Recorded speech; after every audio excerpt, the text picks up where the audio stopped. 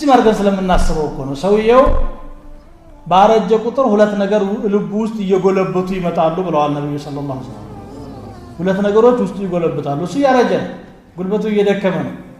ምንድናቸው? አንደኛው አልሂርሱ ዐለል ማል ነው፣ ለገንዘብ ያለው ስስት። ምናልባትም ከ20 ዓመቱ ወጣት የበለጠ የ90 ዓመቱ አዛውንት ይሳሳል ለገንዘብ። ይሄ እንግዲህ ለራሱ ብቻ ሳይሆን ለልጆቹም ለልጅ ልጆቹም ልክ እሱ ራዚቅ የተደረገ ይመስል ጨነቅ ተበብ ይላል።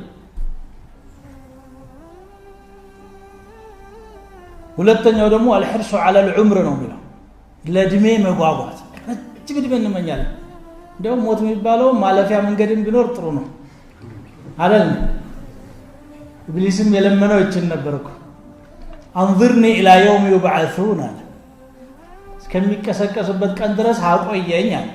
ከዛ በኋላ መቼም ሞት አይኖርም ብሎ ነው እሱ። አይ ኢላ የውም الوقت المعلوم አለ አላህ። የታወቀ ገደብ አድርጌልሃለሁ፣ እስከዛ ድረስ ትቆያለህ። እና በጣም እንሳሳለን፣ እንጓጓለን። وإنه لحب الخير لشديد.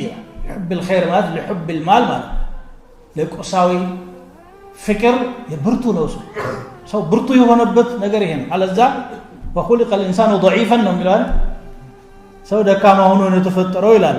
እዚህ ላይ ግን ሸዲድ ይለዋል፣ ብርቱ። ስለዚህ ይሄን ማስታወስ ዱንያ ላይ ያለን ተዓልቅ በመጠኑ እንዲሆን፣ ዱንያ ላይ እንቆያለን በሚል ሰበብ አላህ ጋር እንዳንጣላ ያገ